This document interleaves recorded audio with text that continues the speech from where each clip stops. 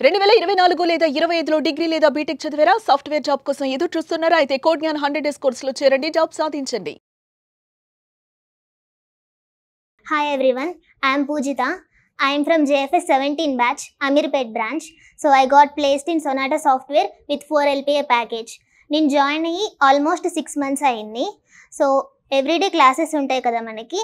మాకు first aptitude జరిగింది, almost ఒక 2 మంత్స్ జరిగింది. అండ్ తర్వాత SQL జరిగింది, ప్యారలల్గా ఫ్రంట్ ఎండ్ బ్యాక్ ఎండ్ కూడా జరిగాయి మాకు. డైలీ ఒక 3 hours ప్రాక్టీస్ సెషన్స్ ఉంటాయి.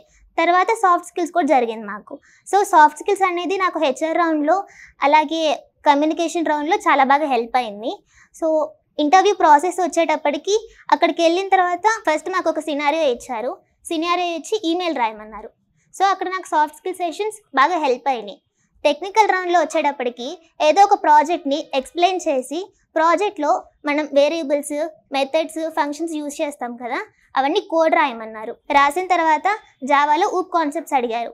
ఎన్కాప్సులేషన్, ఇన్హెరిటెన్స్, పాలిమార్ఫిజం ఇవన్నీ అడిగి వాటిల్లో రియల్ వరల్డ్ ఎగ్జాంపుల్స్ చెప్పి దాంతోపాటు కోడ్ కూడా రాయమన్నారు. తర్వాత హెచ్ఆర్ రౌండ్ జరిగింది. హెచ్ఆర్ రౌండ్లో వచ్చేటప్పటికి మళ్ళీ ప్రాజెక్ట్స్ గురించి అడిగి మనకి బీటెక్లో సాఫ్ట్వేర్ ఇంజనీరింగ్ సబ్జెక్ట్ ఒకటి ఉంది. సో ఆ సబ్జెక్ట్లో క్వశ్చన్స్ అడిగారు. ఇంకా ఫ్యామిలీ బ్యాక్గ్రౌండ్ గురించి కూడా అడిగారు. నాకు ఒక చెల్లి ఉందని చెప్పాను, మీ ఇద్దరిలో ఎవరు బెస్ట్ అని అడిగారు. అంతే, హెచ్ఆర్ రౌండ్ వచ్చేటప్పటికి అలా జరిగింది. క్లాసెస్, ప్రాక్టీస్ సెషన్స్ ఇవన్నీ చాలా బాగా హెల్ప్ అవుతాయి, బాగా యూస్ చేసుకోండి. So recently I got placed in Solera company with 7.2 LPA package. Already 2 months ముందు నాకు సొనాటా కంపెనీలో 4 LPA ప్యాకేజ్ జాబ్ వచ్చింది, కానీ అది ఆన్బోర్డింగ్ ప్రాసెస్ కొంచెం డిలే అయిందనమాట. సో ఈలోపు ఈ టైంని నేను వేరే కంపెనీస్కి ఇంటర్వ్యూస్ ఇవ్వడానికి యూజ్ చేసుకున్నాను. అలా నాకు విప్రో, సొలేరా ఈ 2 కంపెనీలు వచ్చినాయి. నేను సొలేరా చూస్ చేసుకున్నాను. సో ఈ ప్రాసెస్లో కోడ్ జ్ఞాన్ అనేది మనకు చాలా బాగా హెల్ప్ అవుతుంది. ఇంటర్వ్యూ ప్రాసెస్ చూసుకుంటే మొత్తం 4 rounds జరిగినాయి. First aptitude round, second technical round, తర్వాత 2 TRs జరిగినాయి. టీఆర్స్ రౌండ్లో వచ్చేటప్పటికి ఊప్ కాన్సెప్ట్స్ కానీ, multi threading, exception handling, OOP concepts, అలాగే స్ట్రింగ్స్ ఇవన్నీ చాలా ఇంపార్టెంట్. వీటి గురించి బాగా నేర్చుకోండి. నన్ను కోడింగ్ క్వశ్చన్స్ ఏం అడిగారంటే స్ట్రింగ్స్ పైన number of words in a sentence, duplicate words in a sentence, count of character in a sentence, అలాగే రివర్స్ ఆఫ్ ఏ స్ట్రింగ్, ఇంకా minimum length of substring. ఈ కోడింగ్ క్వశ్చన్స్ నన్ను interview రౌండ్లో టీఆర్లో అడిగారు. ఇంకా OOP concepts, multi threading, exception handling వీటి మీద కొన్ని క్వశ్చన్స్ అడిగారు.